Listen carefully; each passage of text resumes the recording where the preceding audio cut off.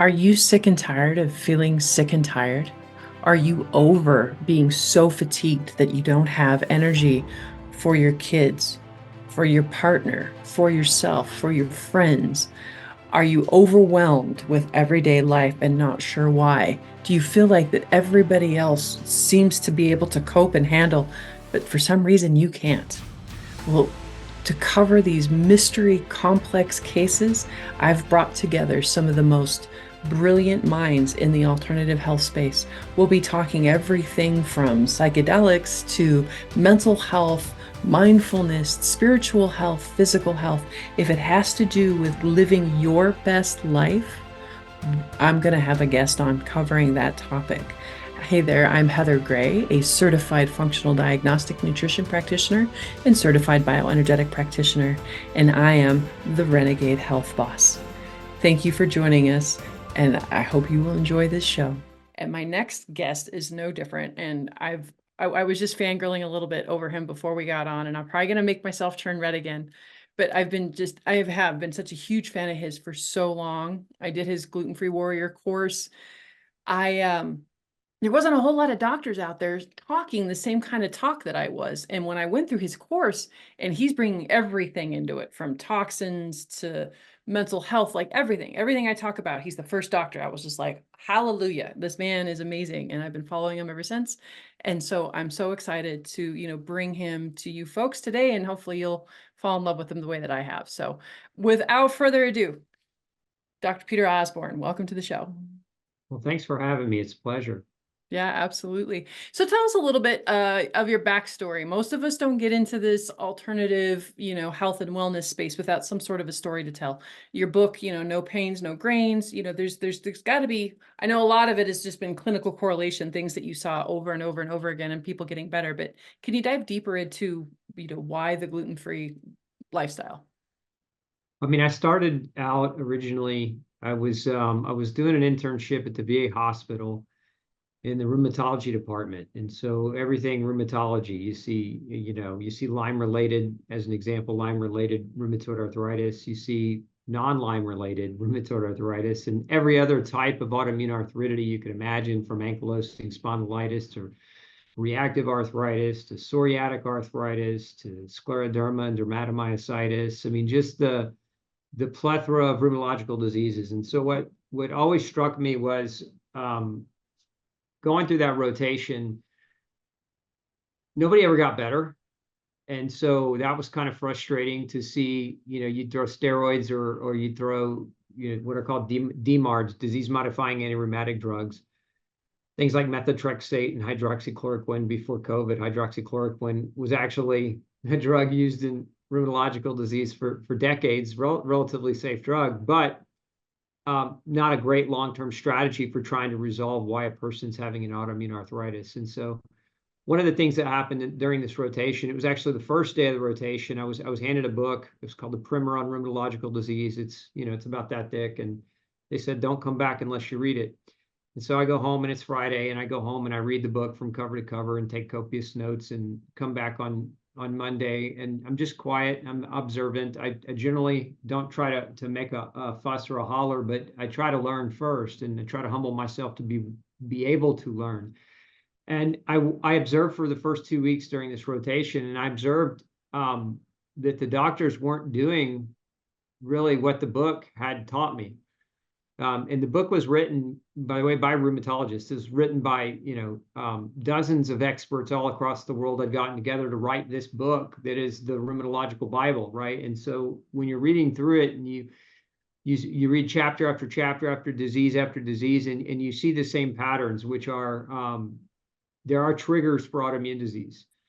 Now, nobody ever in the book put it super succinctly. It was more along the lines of, okay, we see these trends and patterns, for example, in Graves' disease, where these people are field workers, and so they're more exposed to different kinds of pesticides, and so they have much higher rates and predisposition to certain types of autoimmunity. And we see the same thing over here with rheumatoid arthritis. We see that many of these people are also celiac, and when celiacs go on gluten-free diets, their rheumatological diseases get better.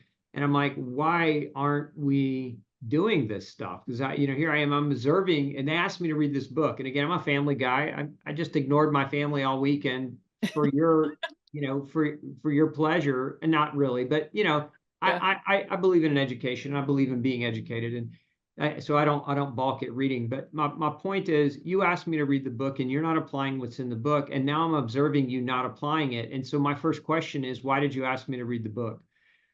And that didn't come to great reviews. And so I was kind of told to be quiet. And I said, look, well, let's take some of these patients. If rheumatological disease has triggers, let's start measuring for these triggers, right? Let's measure people for gluten sensitivity. Let's measure them for pesticide exposure. Let's measure them. There were 4 categorical triggers. The way I summarized it all was food's a trigger, chemical exposures are triggers, microbial imbalance is a trigger, and vitamin mineral deficiencies are a trigger. And so you have 4 categorical triggers for autoimmune disease, and none of them were being measured, and everything was being medicated. And the end result of medication after decades was your joints have still failed, and now you need surgery. Let's replace your joint. Only now you're 2 decades into malnourishment because the very drugs we're giving you to control your symptoms are destroying your gut lining and causing malabsorption. So none of these veterans, and by the way, these are veterans, and I'm a veteran, so I have a place in my heart for veterans, and they're now not recovering from their surgery, right? So we have something called failed surgery syndrome, which is medicate them for 20 years, try to put a new joint in them. When that fails, now they're in a wheelchair and their life is basically at an end. And to me, that was just really crap care. And it's not to speak poorly of the doctors there. They weren't trained to understand it this way. And so they really were under a lot of pressure, and they were really trained really just to medicate symptoms, as you said earlier, put a Band-Aid on it. And that just doesn't work. So after making many attempts at trying to get the doctors there to apply a gluten-free diet, to apply fasting, to apply vitamin D supplementation, to apply fish oil supplementation, it was all a fail. And so when I left, I was very relieved to be out of that environment because it wasn't an environment anyone was healing in, and it was very frustrating. So one of my first private practice patients was a 9-year-old girl by the name of Ginger, and she had been diagnosed with juvenile rheumatoid arthritis at the age of 2. And so her drug was methotrexate, which is a cancer drug that they use to control pain in rheumatoid arthritis. And so for 7 years, they had this little girl from the age of 2 to the age of 9 on methotrexate.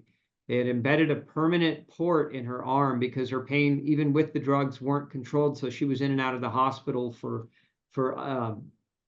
pain management, basically. And so at the end of that 7-year, what I like to call torture session of false hope, they looked at her mom and said, she's got 6 months. You need to go home and get her affairs and your affairs in order. And that's it. We can't do anything more for her. So it's like they wanted her to trust them that these were the right things to do. And for 7 years, she trusted them, and then they abandoned her at the end, right? And so imagine, I'm a parent. I can only imagine hearing that from a doctor who you've been trusting for 7 years to help, take care of your precious child.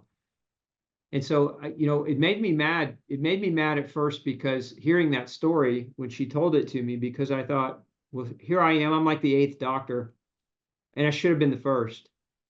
And so she had to go through all that to get to me, and I wasn't the first choice. I was like, let's throw a Hail Mary, and maybe this quack doctor in Sugarland can help us. Look, I'm a realist. I'm a chiropractor, and I know that most of the world looks at chiropractic as if they're quacks and not real doctors. And I really don't care about that, but that is a reality. And so that's part of it is I wasn't the first choice. I was the last. Well, this little girl was sensitive to gluten, and she was allergic to blueberries. And when we made those 2 changes, the port came out within 6 months. Within 12 months, she was in full remission, and she's gone on since then to graduate from college. And this was after a 6-month life sentence. And here I am, I'm just a chiropractor, but we were able to resolve a life-threatening illness in her. And I realized at that moment, when I knew she was in recovery, which was about 12 months after, I knew she was tracking and trajecting in the right direction, but I realized what I learned at the VA hospital was so important, and it was being ignored. So I can't take credit for the work, but I can take credit for putting the work into action. and it was that moment that I knew that that information needed to get out into more people's hands, and that's why I founded Gluten-Free Society. So that was, that was a long time ago. 2010 was when we actually went live with Gluten-Free Society. But that's kind of where it came from. It didn't come from me being sick or struggling with illness so much as it just came from I live, breathe, eat, and sleep functional medicine, and there aren't very many people that love it that much. But I like to get people better, and I really take my job quite seriously.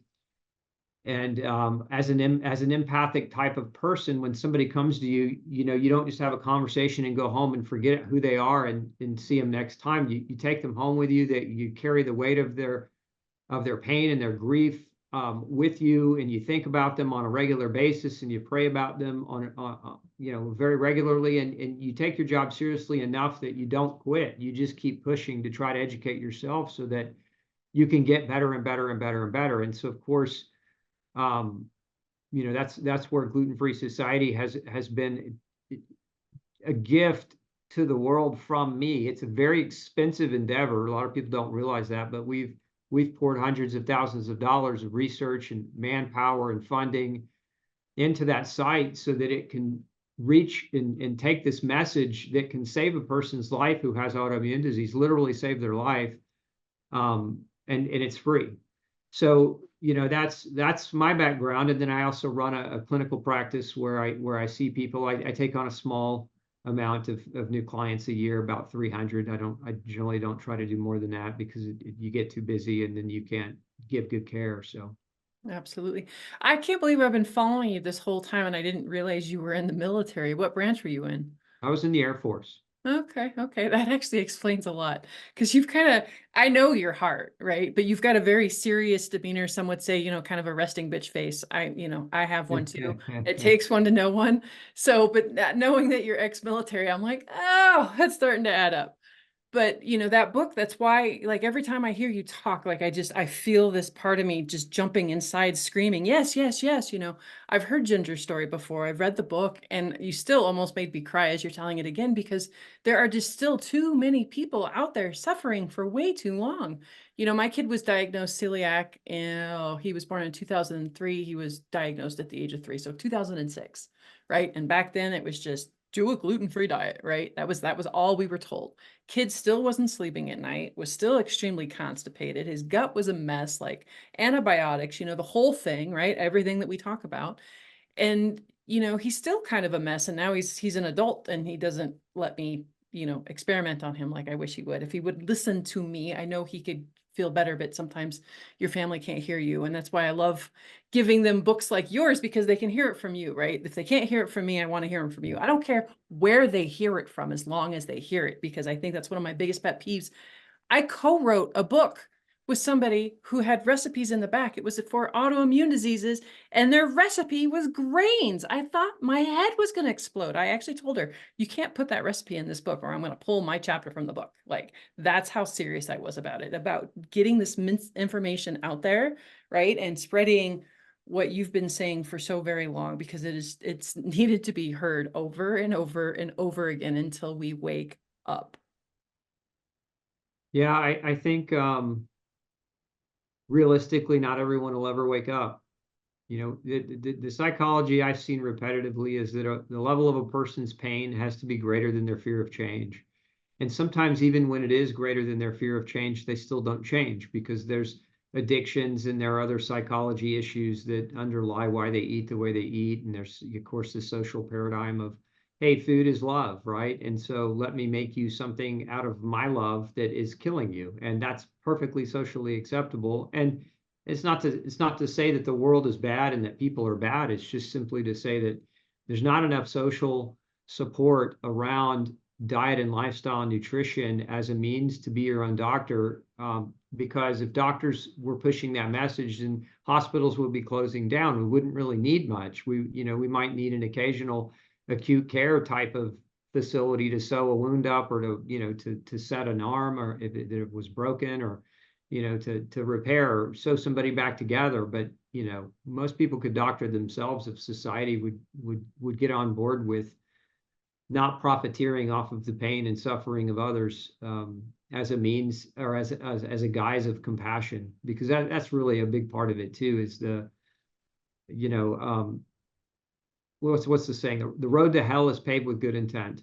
And, you know, a lot of doctors are well-meaning, right? They hear your symptoms and they really do want you to feel better, right? And so in that good intent, what's their first inclination? It's to give you a chemical to suppress the very warning your body's trying to send you to make a change, right? And then if somebody else says, well, you should change your diet, and the doctor, instead of saying, that's a good idea, they usually say, well, diet has nothing to do with it.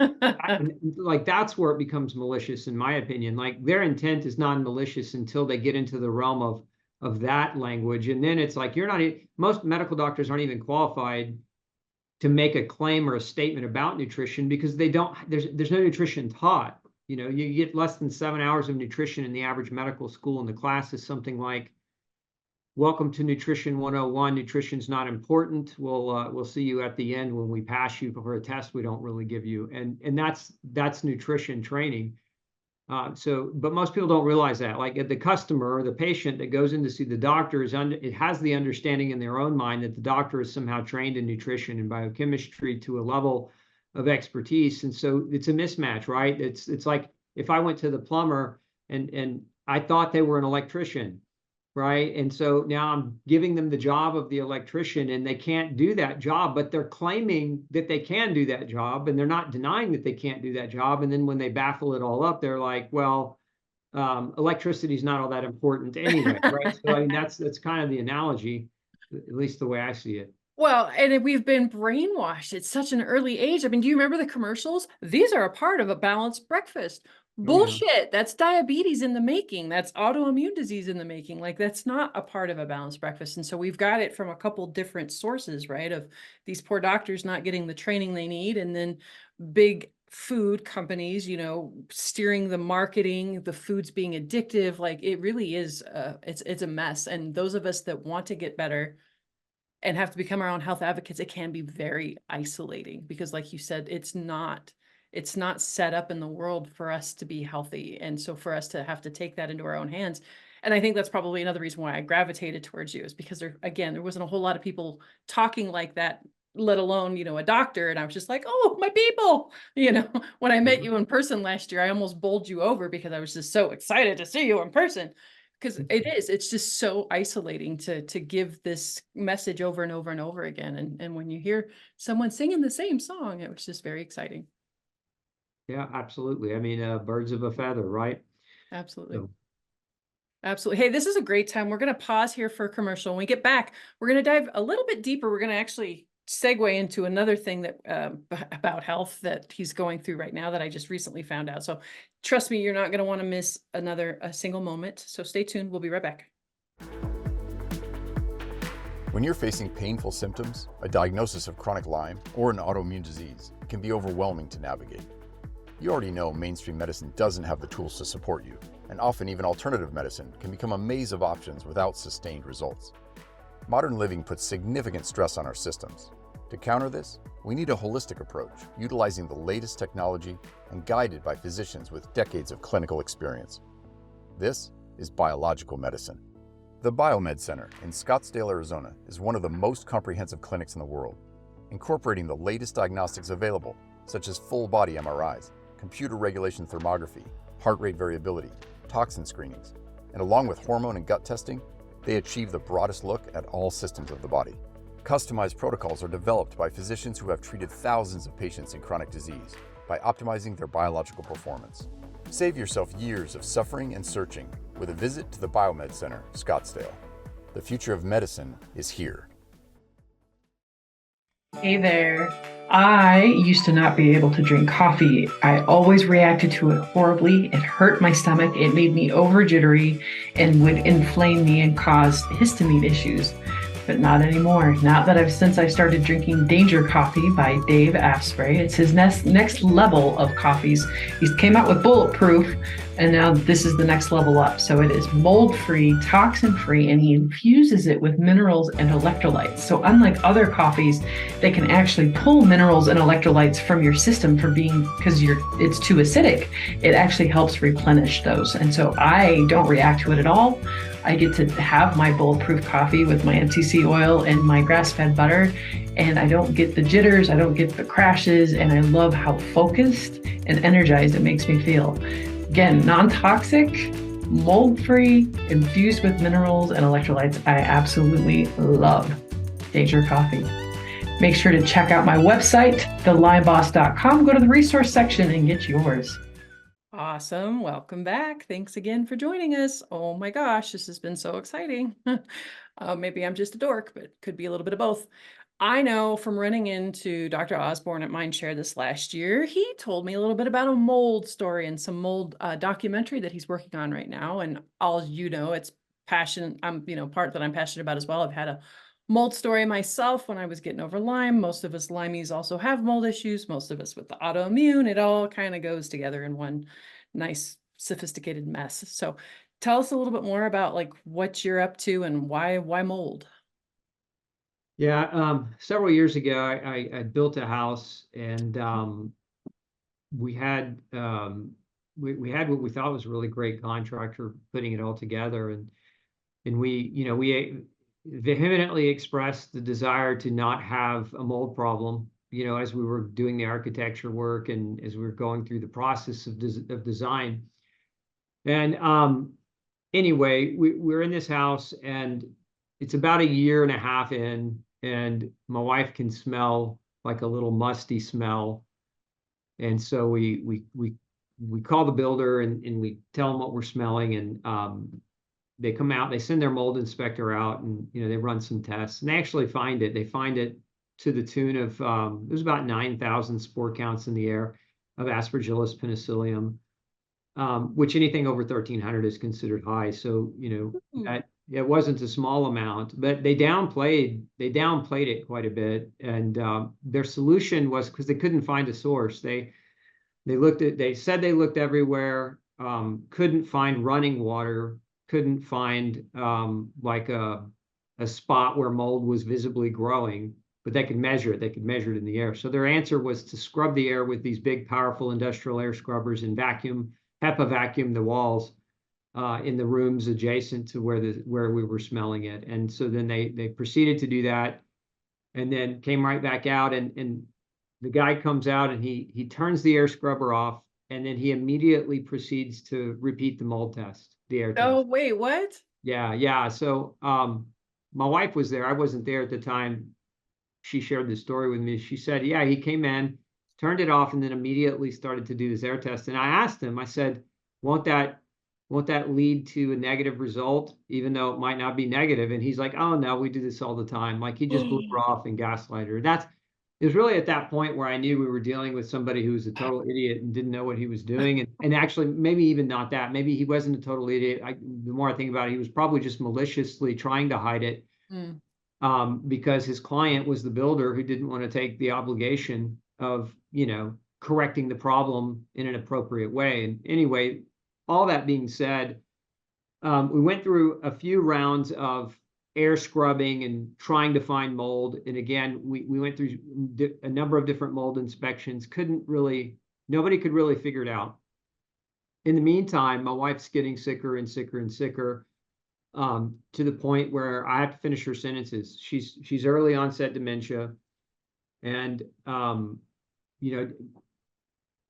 my dog, who's 9 pounds, she starts to develop organ failure, and her bowels start shutting down. My other dog, who's a German Shepherd of 100 pounds, you can now feel his spine down his back. He's now 85 pounds. And we were really blessed, because I was trying to figure out, how do we find what's going on, because here we are, we're in this house, and we certainly could move, but we're on a farm, and we have all these animals, and so we have all this responsibility with our farm. And where are we going to go if we have to leave? And, there's just a lot of logistics in that, but my wife's getting sicker and I don't feel so great either. I've put on at this point about 25 pounds of visceral fat. Every time I try to work out, I get injured for a week and can't keep going and can't keep sustaining. My mind, which usually works very quickly, is starting to slow down dramatically, and I don't know why. And so in my endeavors and search to try to find somebody who is capable of doing a decent mold inspection, I guess God's hand was in it, but I found a man, actually a family, their family run business. And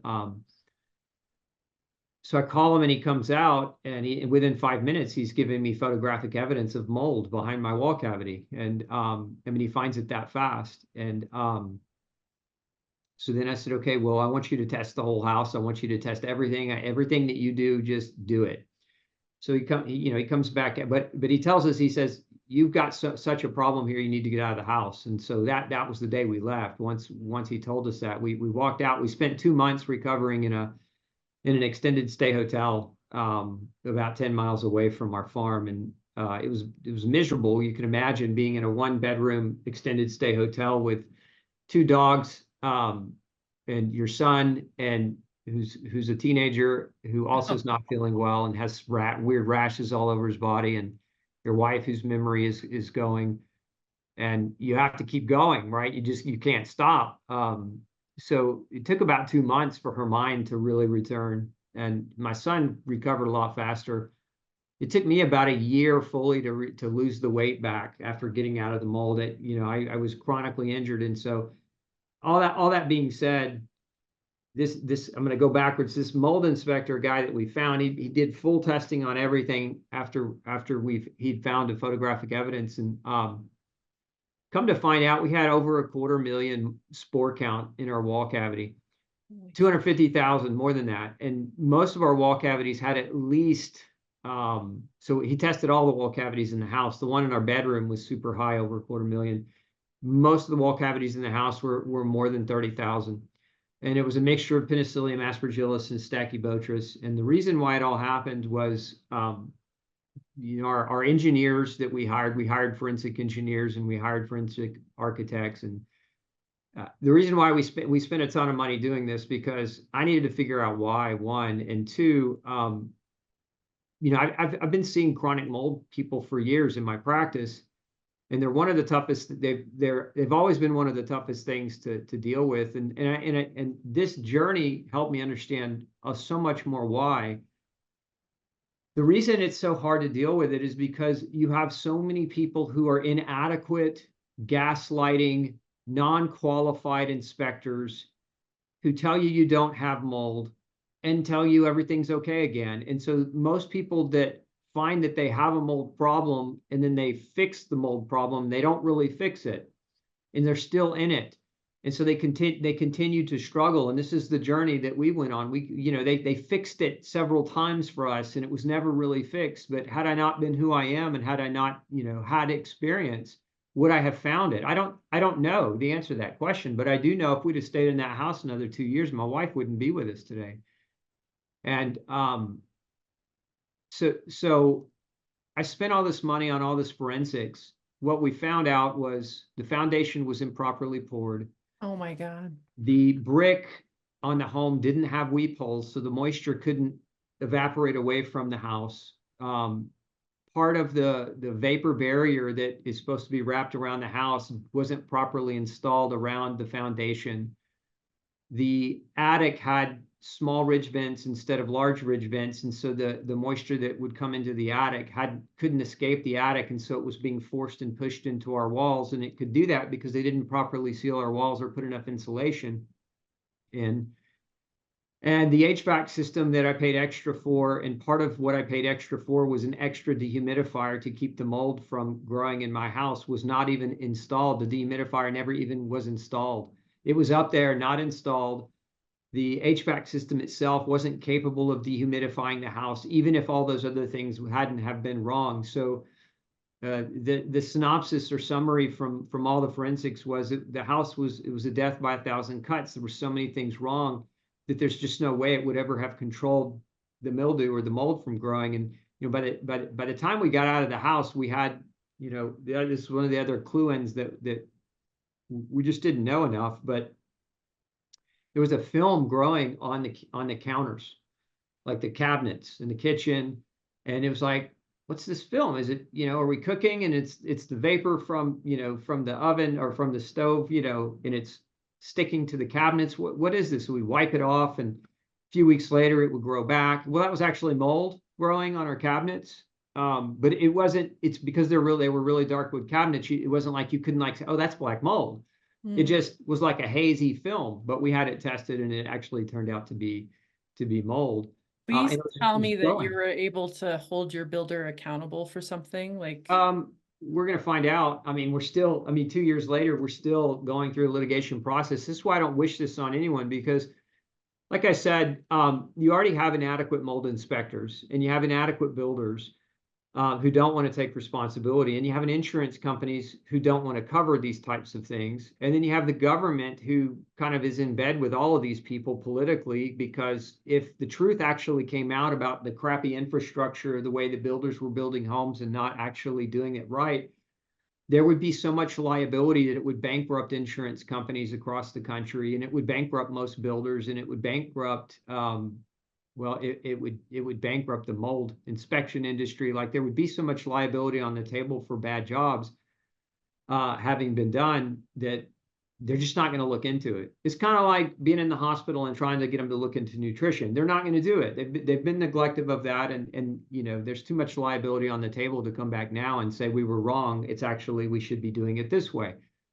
But that's why I'm doing a documentary, because what we went through, we wanted to document what we went through, but we also wanted to document the scope of the problem, so that when people are struggling in their house, like, you go to your house, it's your haven.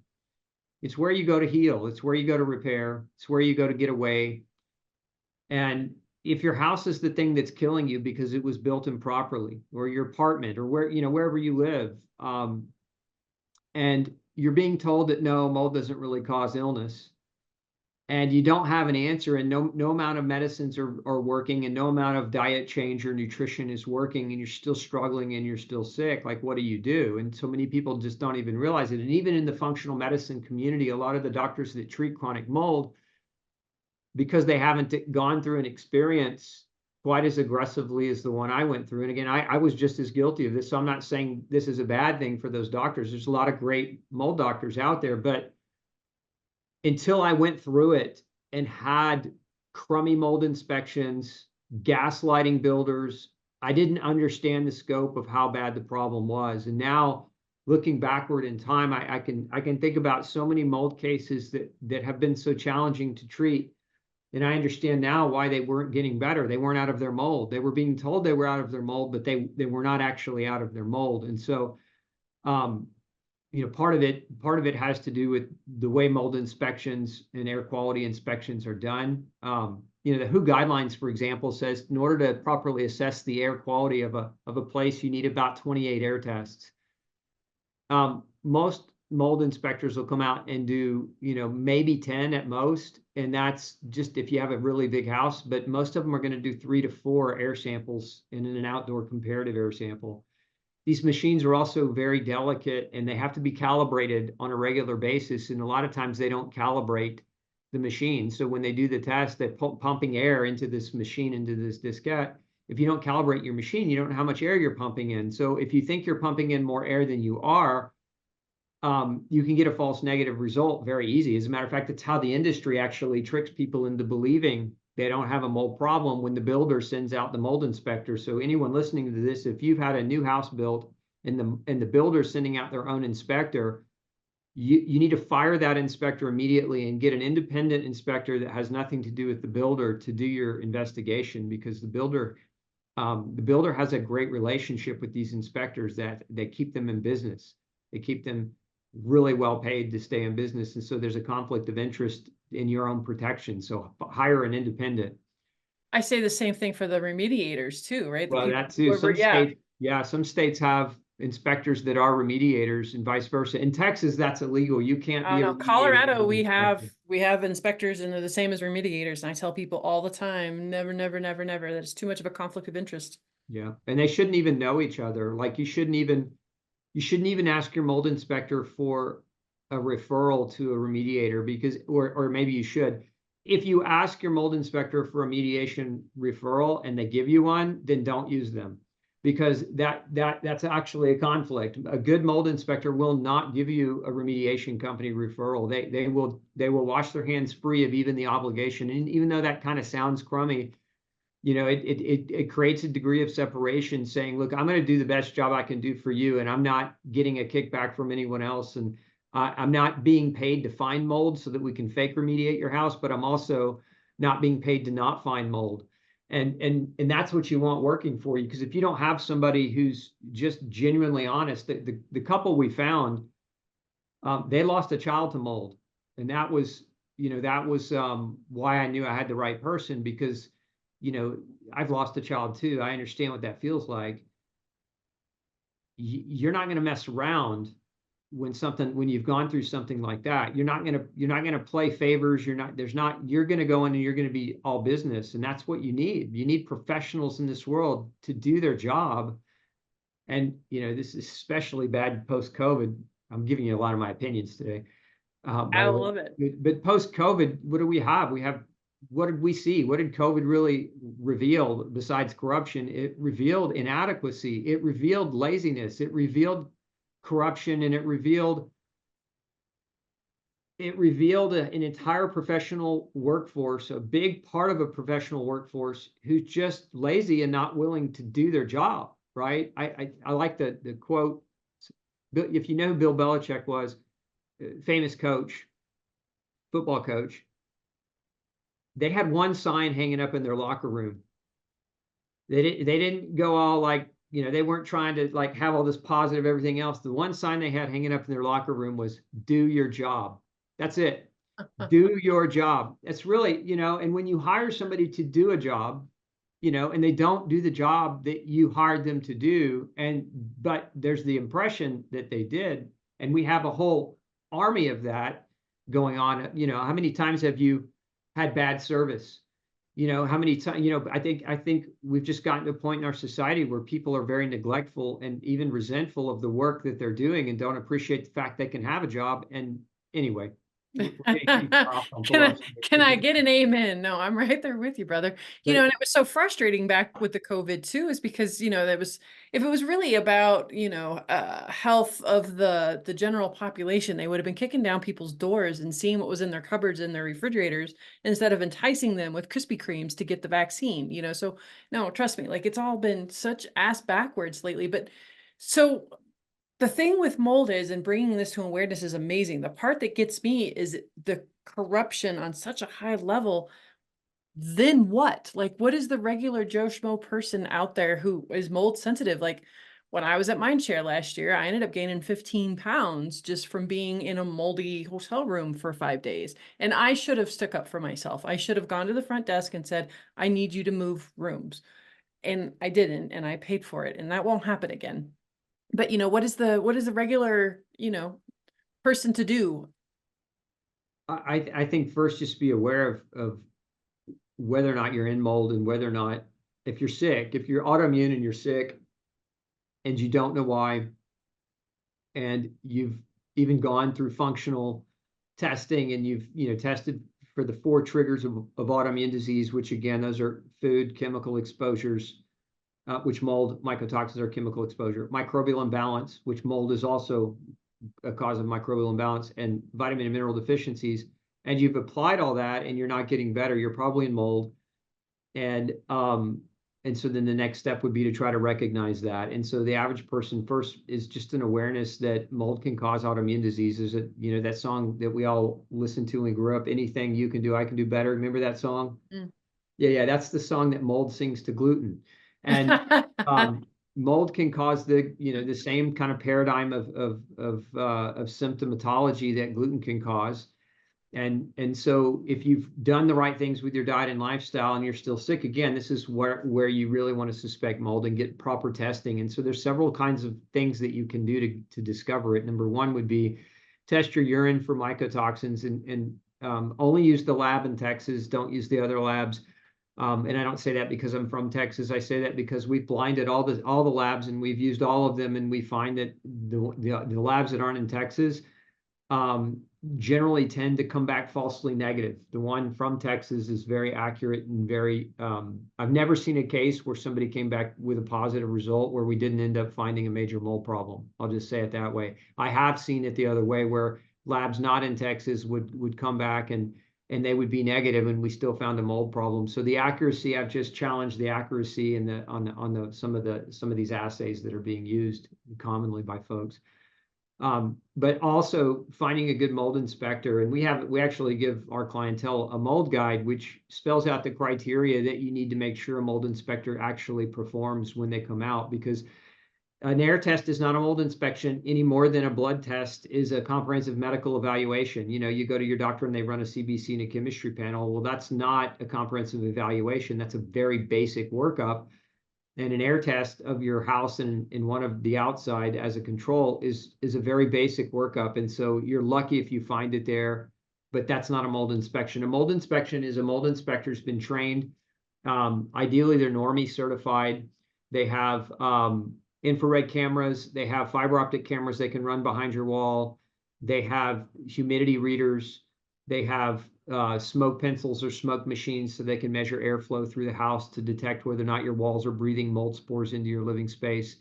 They're going to have a general understanding of construction in terms of what kind of construction defects would lend toward water or moisture accumulation in a home. My house never had a major water leak. You know, it was all humidity. You know, that's what created it. It was humidity. It was not like, oh, our roof leaked down into the second, you know, the second bedroom or whatever. It wasn't a major pipe burst over here and flooded a bedroom. It was straight humidity not being controlled properly from faulty construction. So a good mold inspector will have taken, you know, more than the weekend classes that are required in most states. You take a weekend course and you get certified as a mold inspector. So a good mold inspector will have more than that just that weekend course. So those criteria, because you want to hire somebody and have confidence in their ability to either find it or not find it, right? Because the biggest thing with mold is the question mark of, do I have it or don't I have it? Because if you have a positive mold test from your doctor that shows you have high mycotoxins and you're grain-free, because you can eat mold too, you can eat mycotoxins, but if you're grain-free, the likelihood that you have high mycotoxins in you is very low, because most of the foods that are contaminated with mold are grains. Now, coffee can be contaminated with mold, but a lot of your brands today are actually mold and mycotoxin testing now. You can also eat mold in, you know, in some other things. Probably some of the most common foods that contain mold would be peanut. You know, if you're heavy dairy, there can be mold toxins in dairy, and again, grains. So if you're already doing the diet thing, right, and you don't eat any of those foods, which most people, you know, that are going through functional medicine are already there, right? And your mycotoxin levels are coming back really high. You're not eating them. You're being exposed. So it's either coming from your house, your car, or your work, right? And so it's important that, you know, you can't maybe always control where you work or your office space unless you own it, right? Unless you're self-employed. You can control your car and you can certainly control your house, but having good inspections, thorough inspections done of those locations so that you can rule out where you're being exposed is important. Because what happens is so many people, when they're sick, once they start getting sick, they lose their functional capacity. And now what are they doing? They're staying home. And if the mold's at home, now you're just getting worse. You're just staying. It's like a fish living in a poisonous fish tank, right? The water's poisoned. I can feed you organic food all day long. You're not going to get healthy. So if your house is your poisonous fish tank and your prison, you're going to deteriorate living in it. And it should be the place you can retreat for safety. So being able to inspect it properly and get a real answer without somebody telling you mold's not a big deal. If that's the other litmus, if you hire a mold inspector and they say, well, really mold's not all that big a deal, fire them. what they should be telling you is mold can kill you, and we really need to find, if it's here, we're going to find it, and we're going to use all the technology and all the resources that we have available to be able to find it. But if they're trying to gaslight you and they're trying to tell you it's not that big a deal, that's one of the mold inspectors told us. It's okay to have mold. I mean, everybody's going to have some mold. That's what they were trying to tell us. Here, my wife can't finish the damn sentence, and this asshole is telling me that it's okay to have mold. And here I have a history, 22 years of treating chronic mold.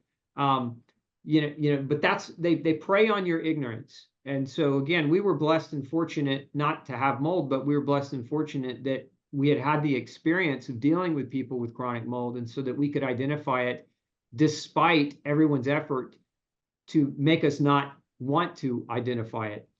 Even family members will do that to you. Family members will be like, oh, no, it can't be that. That couldn't be the possible thing that's... Well, especially if you've got a group of family, and some of us are more genetically susceptible to it than the others. You know, my ex-husband was that way. Me and my son, we were so ridiculously suicidal when we were living in that house. I would have regular meltdowns at the grocery store, in the parking lot, in the car, uncontrollable sobbing, and he's having to come from work to try to talk me off a ledge. But it didn't affect him.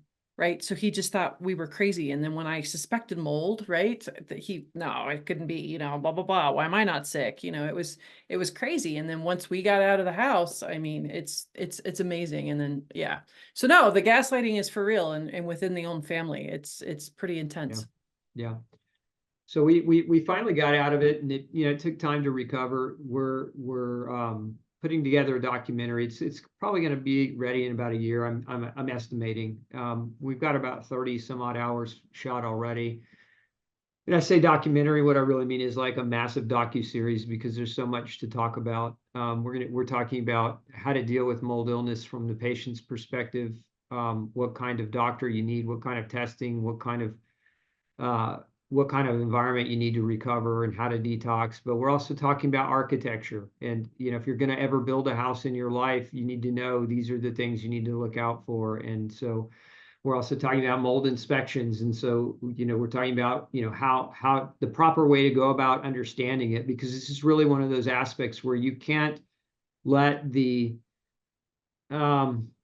neglect that we've developed in our society, which is the neglect that people have. Again, without being too philosophical, yeah, if you've ever gone to a restaurant and felt like the waiter serving you felt like you were in their way and a bother to them, that's the kind of thing I'm talking about. Like, when you hire an expert to come out, you shouldn't feel like you're a bother to that expert, and that because you're challenging or questioning them, that they should be able to answer your questions, and they should be able to deliver it and do a good job. So we're talking about all the different nuance of, from building to moving out, to cheaper ways to do it if you don't have the money to just move out of your house and stay. So we're trying to disclose all of that information in as succinct of a possible way as we can, and that's what's taking so long, because it's a big, massive project, and it's probably going to be anywhere from 10 to 20 episodes long.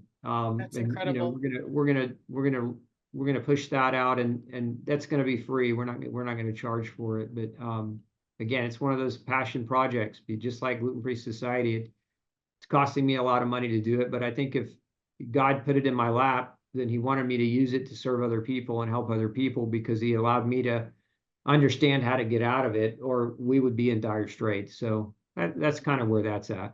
Absolutely. Hey, so we're getting close to the end here. It's the shameless plug time of the show. So where can people find you? Where can they find out more about you, Gluten-Free Society, get a copy of your book, all that free stuff?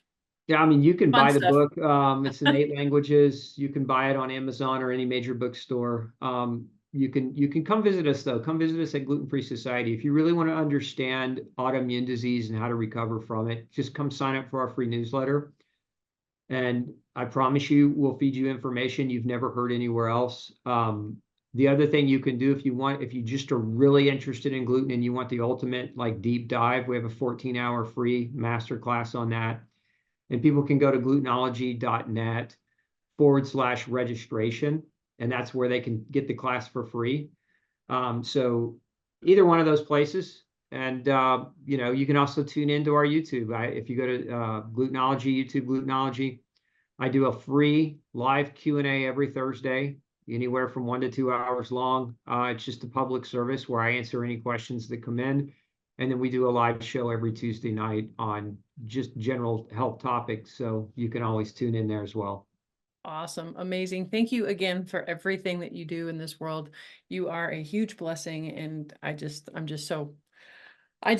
beside myself. Thank you again. And everybody else, make sure if you've heard one little nugget of anything that inspired you, please make sure to pass this along. That is how we continue to help people, by getting the message out there far and wide, because this is not popular information. This is not regularly, found information. So please help spread the word, and make sure to have a healthy day. Thanks again for joining us. Thanks. And as always, if you were inspired by anything that you heard on today's show, make sure that you like, share, and subscribe. That's the only way that we help change people's lives and get this information out into the world so that change can begin one person at a time, the way that it did with me and changed my life so many years ago. Make sure too, right, if you really want to start changing your life, it starts with your diet. It starts with what's on the end of your fork. And if you want to start making changes, go to my website, www.renegadehealthboss, RENEGADE, health, HEALTHBOSS.com, and download your free ebook, your free cooking guide, Real Cooking to Real Life. And in there, you'll also find links to the videos. Don't just learn what to eat, but why, right? Don't just learn how to cook, but the reasonings behind why I use some of the tools that I do, the toxins. You've got to lower your toxic burden, and we can do that in the kitchen and with what you eat. So make sure that you pick up that free resource. It's amazing. And while we're at it, we got to do a little disclaimer. Anything that you hear on this show is for entertainment value only. You cannot hold Heather Gray, the Lyme Boss, Discovering Health LLC, or Renegade Health Boss liable for any damages that may have occurred while you have tried something that you've heard on the show. The show also contains affiliate sponsorship and paid advertising, just a heads up. But to also know that no advertising gets on here without my approval first. It's usually products that I have tried and have my stamp of approval on it. So never fear when it comes to that.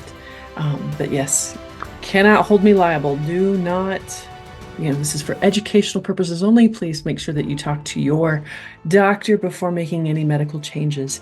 And God bless. Stay tuned.